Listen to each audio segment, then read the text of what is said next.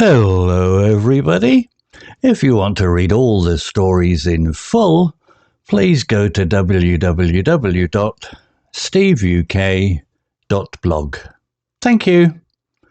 Short story 392, The Shadow in the Fog. Intermediate. The small coastal town of Greycliffe was known for two things: its thick, rolling fog and its eerie silence. The fog clung to the streets like a ghost, swallowing sounds and hiding secrets. It was the kind of place where people kept their doors locked and the curtains drawn, even during the day. Emma had moved to Greycliffe just a week ago, hoping for a fresh start. She had left her old life behind, a life filled with noise, chaos, and too many bad memories. But Greycliffe was different. Too quiet, too still. And tonight, as she walked home from the local grocery store, the fog was thicker than ever. The streetlights glowed faintly, their light barely piercing the dense mist. Emma tightened her scarf around her neck and quickened her pace. She could hear the distant sound of the sea crashing against the cliffs, but everything else was silent. Too silent. Then she heard it. Footsteps. Someone was walking behind her. Emma stopped and turned around. The fog swirled around her, but she could see no one. The footsteps stopped too. She waited, her heart pounding, but there was only silence. "Hello?" she called out, her voice trembling. No answer. Emma shook her head and continued walking. She told herself it was just her imagination. Greycliffe was getting to her, that was all. But then she heard the footsteps again, closer this time. She spun around, her breath catching in her throat. "Who's there?" Again, no answer. Emma's hands tightened around the grocery bag. She started walking faster, her boots clicking against the cobblestones. The footsteps matched her pace, growing louder and closer. She could feel her pulse racing now, every nerve in her body screaming at her to run. But she couldn't run, not in this fog. She might trip, or worse, run straight into whoever or whatever was following her. She turned the corner, hoping to lose them, but the footsteps stayed with her. She could hear them now, heavy and deliberate, like someone was playing a cruel game. Emma's mind raced. She thought about knocking on a door, but the houses were dark and silent. No one would answer. She thought about calling for help, but her voice would be swallowed by the fog. Then she saw it, a narrow alleyway between two buildings. It was her only chance. She darted into the alley, pressing herself against the cold brick wall. Her chest heaved as she tried to steady her breathing. The footsteps stopped. Emma held her breath, listening. For a moment there was nothing. Then she heard a low, guttural laugh. It was a sound that made her blood run cold. "I know you're there," a voice said. It was deep and raspy, like gravel underfoot. Emma's heart pounded so loudly she was sure the man could hear it. She clutched the grocery bag to her chest as if she could somehow protect her. "You shouldn't have come here," the voice continued. "This town doesn't like strangers." Emma's mind raced. She had to think of something, anything. She reached into the grocery bag, her fingers closing around a can of soup. It wasn't much, but it was all she had. The footsteps started again, slow and deliberate, coming closer. Emma could see a shadow now, tall and looming, just outside the alley. She raised the can, ready to throw it, but then the shadow stopped. "Emma?" the voice said, softer this time. She froze. How did he know her name? "You don't belong here," the voice said. "Leave while you still can." And then, just like that, the shadow was gone. Footsteps faded into the distance, and the alley was silent once more. Emma stayed there for what felt like hours, her body trembling. When she finally gathered the courage to move, she ran all the way home, her heart still racing.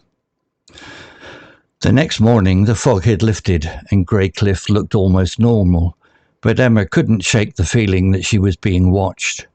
She tried to tell herself it was just her imagination, but deep down she knew better. That night as she lay in bed, she heard the footsteps again. This time they were outside her door. Emma sat up, her breathing catching in her throat. She reached for her phone, her hands shaking as she dialed the police. But when the operator answered, all she could hear was static. The footsteps grew louder, closer, and then a knock on the door. Emma's heart stopped. "Emma," the voice said, "you should have left when you had the chance." The door creaked open and the shadow stepped inside. Emma screamed, but no one in Greycliffe heard her. No one ever did. Vocabulary notes. Eerie, meaning strange and frightening, often in a mysterious way. Example, the small coastal town of Greycliffe was known for two things, its thick rolling fog and its eerie silence. Similar words, spooky, uncanny, unsettling, creepy. Usage tip. Use eerie to describe something that gives you a feeling of fear or unease, especially when it's hard to explain why. Swallow, meaning to completely cover or hide something. Example, the fog clung to the streets like a ghost, swallowing sounds and hiding secrets. Similar words, envelop, consume, engulf, absorb. Usage tip. Swallow is often used metaphorically to describe something that seems to eat up or hide things like darkness, fog, or silence. Deliberate, meaning done consciously and intentionally, often slowly and carefully. Example, the footsteps matched her pace, growing louder and closer. She could feel her pulse racing now, every nerve in her body screaming at her to run. Similar words, intentional, purposeful, calculated, measured. Usage tip. Deliberate can describe actions, movements, or decisions that are done with clear intention. Guttural, meaning a deep harsh sound made in the throat. Example, then she heard a low guttural laugh. It was a sound that made her blood run cold. Similar words, gravelly, hoarse, raspy, throaty. Usage tip. Use guttural to describe sounds that seem to come from deep in the throat, often used for voices, laughs, or animal noises. Loom, meaning to appear as a large, often threatening shape. Example, Emma could see a shadow now, tall and looming, just outside the alley. Similar words, tower, hover, dominate, overshadow. Usage tip. Loom is often used to describe something that seems large, threatening or imposing, like a shadow, storm or problem. Tremble, meaning to shake slightly, often because of fear, cold or weakness. Example, Emma's hands tightened around the grocery bag. She started walking faster, her boots clicking against the cobblestones. Similar words, shake, quiver, shudder, vibrate. Usage tip. Tremble is often used to describe physical reactions to fear, anxiety, or cold.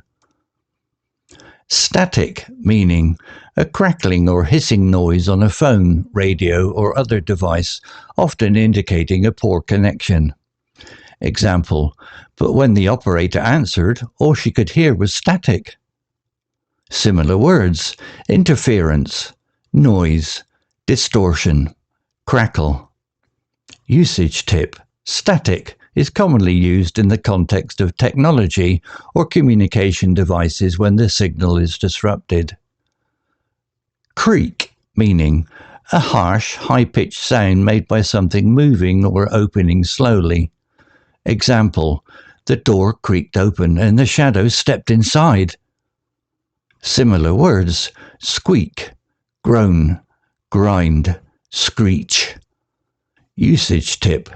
Creak is often used to describe the sound of old doors, floors, or furniture.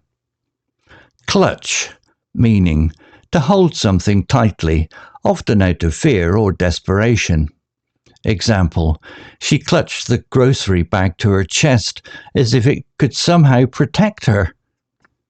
Similar words, grasp, grip, cling, seize.